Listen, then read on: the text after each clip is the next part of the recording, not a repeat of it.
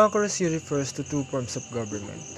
The most common form in which the people have the authority to choose their governing legislators, and the original form in which the people have the authority to decide on legislation.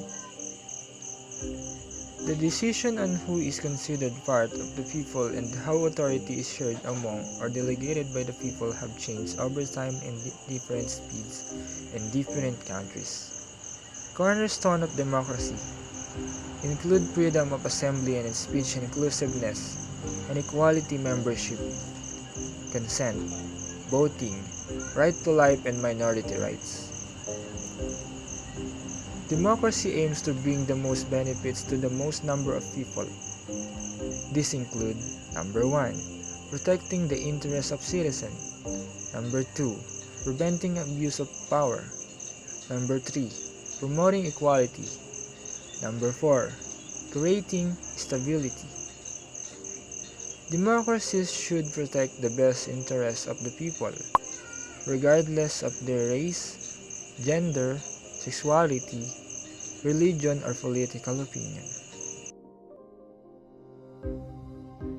Currently, majority of the countries worldwide practice democracy, and one of them is the Philippines. Having an opportunity to live in a democratic country, Filipinos are able to experience the right in having the power to be a part of political context of the country. In the Philippines, people can vote to elect officials and make decisions to reflect the wishes of the people. Everyone gets a chance to vote on an outcome of a decision, and people can express their right to protest as the Constitution guaranteed freedom of speech, press, and thoughts. However, throughout the years, democracy in the country had been unstable and violated, starting the martial law proclamation during Marcos regime and the rampant corruption scandals of some government officials. Even until the current Duterte administration, democracy remained unstable as a result of being abusive of those who are in power.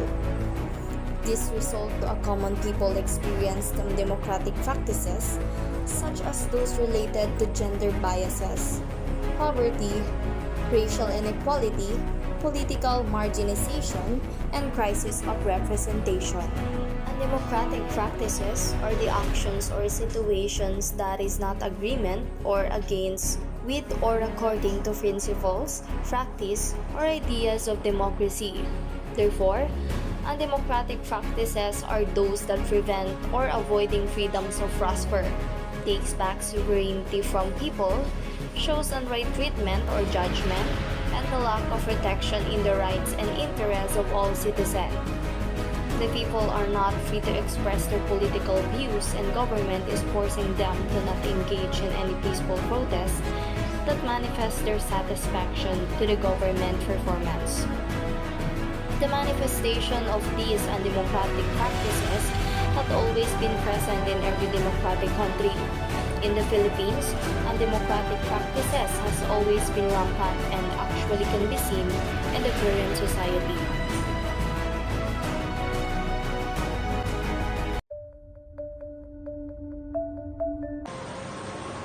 Gender biases is actually one of the undemocratic practices has been existed. Throughout the years, gender biases has been one of the primordial issues in every countries. Although today, different countries had made steps to stop gender discrimination by making laws and improving women's rights, gender biases is still going on. Gender biases is also referred as gender discrimination and not only seen in culture or tradition, but it can also be seen in politics. When democracy is introduced, gender biases is already present. Women have no power to vote and crucial to participate in any political matters. The reason for this is the perception that a woman's sole purpose was to bear a child and expected to spend almost all of her time at home. This case of looking at women as inferior to a man had continued for many more years. Unlike men, women needed to fight for their right to democratically participate in voting. In the Philippines, On September 17, 1937, women's suffrage was legalized after the required threshold for the plebiscites of 300,000 was surpassed. 447,725 women affirmed their aspiration to vote, against 33,300 no votes. The Philippines was one of the first Asian countries to allow this right for women. On the other hand, in terms of women participation in any political matters, although the Philippines appears to be ahead of its neighboring countries by having 2 women president already, major hurdles are still placed for women to gain a firmer foothold in politics. It is basically an elite male-dominated political landscape. The slow increase in women's representation in politics may be attributed to prevailing hierarchical norms and values and gender stereotypes. It has always been said that politics is more realm of men than women. Gender stereotypes that consider women as weak, emotional, and indecisive, qualities that are undesirable in negotiation and decision-making, discourage voters from voting for women candidates. At the same time, the multiple burden experienced by most women, wherein they bear most of the responsibilities for performing domestic duties, while they engage in political, economic, and social activities, discourage women themselves from running for a public office.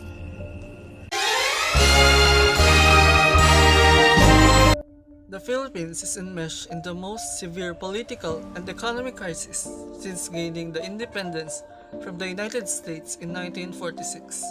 The Aquino administration would like to believe that it has made strides in improving transparency and accountability. While there is empirical support for this, corruption is not the only gripping problem of Philippines democracy. There is also a need to improve government responsiveness, political inclusion, and popular participation. One study attributed this to the inability of democracy regime to integrate different groups within society to the electoral process as well as policy making. The long list of identified challenges relate to dynastic politics, costly elections, weak political parties, and the absence of meaningful public participation. The deficits, if not addressed, could worsen into a full-blown crisis of representation as seen in other countries, some of which descended into a downward spiral of polarization and instability. If the next administration is sincere in implementing political reforms, amending the 1987 Constitution should figure prominently in the 2016 presidential elections. So far, only one candidate has exposed a grand redesign of the political system by advocating for federalism. The other candidates have hinted to an openness to changing the Charter's economic provisions.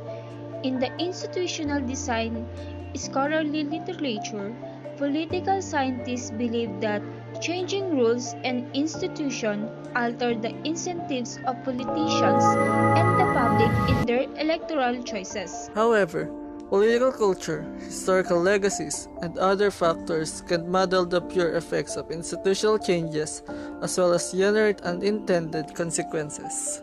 It is therefore important to adopt reforms that are calibrated in nature rather than seek grand redesign of political system without regard to contextual conditions.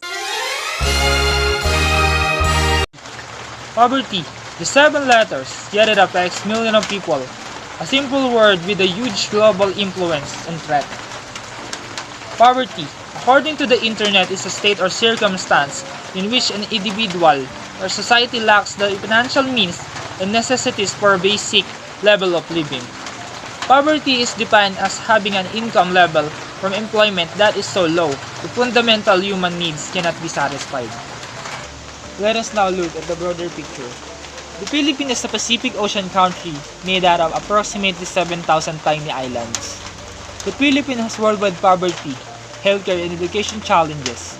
However, in recent years, work has been done to tackle this concern and guarantee that every Filipino person may enjoy a healthy and happy life. What are the underlying causes of poverty? Inequality, poor education, the government's limited capability, a lack of infrastructure, and other factors contribute to poverty. Our country's poverty rate is currently projected to average between 15.5% and 17.5% in 2021, likely close to the 16.6% recorded in 2018, according to official from the National Economic and Development Authority, or NEDA. On Thursday, February 4, during the launch of the updated Philippine Development Plan, or PDP, according to data, 16.6% of the Philippines population, or around 17.6 million people, live in poverty.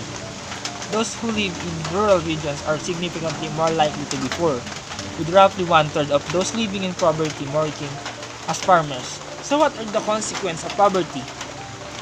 Poverty causes ignorance, homelessness, inadequate nutrition, and food instability. Poor childcare, a lack of access to healthcare, hazardous neighborhoods, and under-resourced schools, all of which have a negative influence on our country's children. And also discrimination. We all know the most poor people lose their human rights and face major discrimination, especially nowadays. When some of them go to court, they don't have a battle. They can fight for their rights because they don't have money. And some are killed and abused in a nutshell. Money is now everything. Money is the source of all evil. Lastly, how can we put an end to poverty? This is a major riddle that the government is still trying to solve. We won't be able to halt it easy, but we can take it slowly. Let us utilize our voices to aid them. Little things may make a big difference. And according to concern worldwide in the United States, we're now 10 years away from meeting the United Nations Sustainable Development Goals, the first of which is to end poverty in all its manifestation worldwide. It won't be easy, but it won't be impossible. There are few important remedies to poverty that are essential to achieving this aim. The top 7 are listed below: building resilience, climate and otherwise, but especially focusing on climate change. Increase access to education, improve food security and access to clean water. End war and conflict. Embrace cash and microfinance.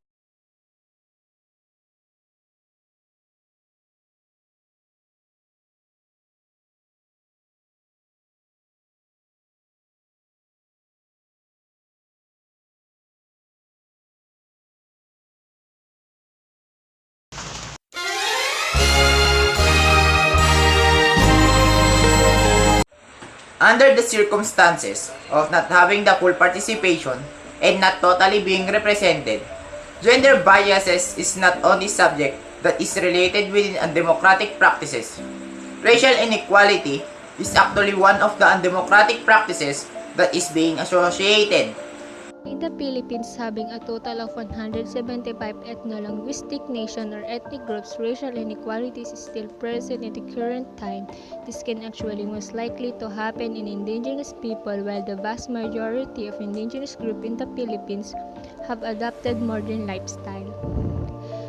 Some small indigenous groups choose to maintain their traditional way of life in recognition of this act and as an affirmative action to promote and protect the human right of small indigenous group in a fast-changing world. The Philippines enacted Republic Act 8371, otherwise known as the Indigenous People Rights Act IPRA of 1997, that seek to recognize the essential domains and lands of small indigenous groups, preserve their distinct cultural identity, and promote and protect their human rights, including their means of livelihood, but it seems that this law has been taken for granted in these past years and even until the current Duterte administration. Soldiers in the allegedly detained and beat 3 indigenous people in Zambales province, northwest of Manila, and forced one detainee to eat human flesh. The incident occurred on August 21 after the Philippines military began counterinsurgency operation against the Communist New People's Army in the area polluted by the ETA indigenous group. According to Umahan, a non-governmental organization that advocates for lands rights, in the Facebook post, Umahan alleged that soldiers from the Army 7th Infantry Division beat 3 members of the tribal community in San Marcelino town and forced one of the detained to eat human waste. 2 of the 3 men reportedly remain in custody. Umahan and Sandugo, another tribal groups, also accused the military of bombing tribal communities during their operations. The Governmental Commission of Human Rights says that it will look into and investigate the allegations. The Philippines Army denied the accusation, saying that its operation, including bombing, were directed against the New People's Army, not the Aita community. It has threatened to take legal action against group and individual who shared Umahon's social media posts on the incident. The Philippine Security Force have a long history of committing abuses against indigenous communities throughout the country. In recent years, military and paramilitary forces have bombed indigenous areas, destroyed indigenous schools, and murdered educators, harassed tribal leaders who speak out against the government by accusing them of being communists, and killed tribal activities who opposed the operations of mining companies and other extractive industry. This particular controversy is actually a great evidence and support to the fact that racial inequality is still present in our current time.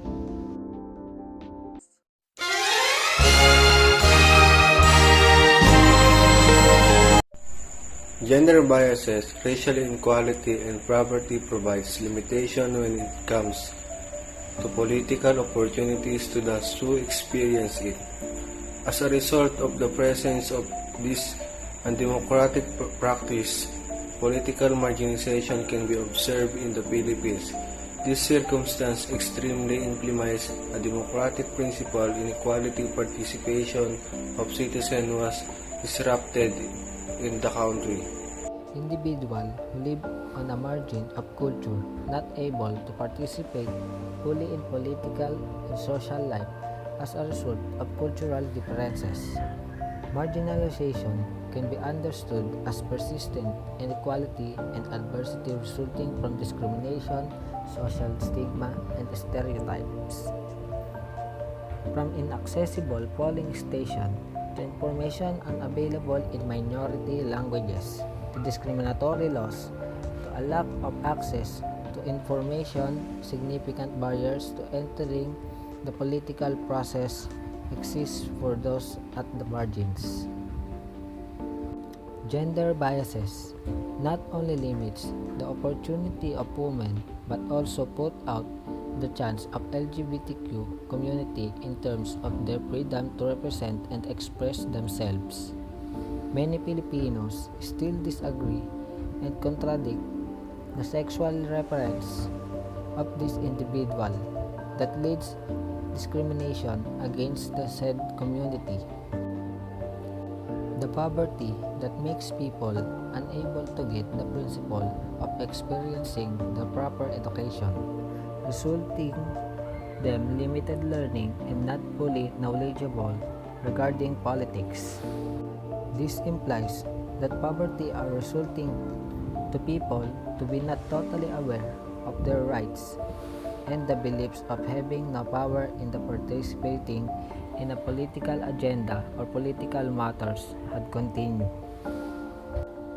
Just like the people living with poverty, racial inequalities has sufficient access to basic societal service, especially when it comes to education. It disposes them from effectively participating in politics. Political marginalization is correlated to other undemocratic practices since it has been existed because of an exclusion of people in the context of politics based on their ethnicity, gender, and social status. Having a political marginalization in our democracy country is an indication that presence of democracy is for those who privileged and has an efficient access to the basic societal needs.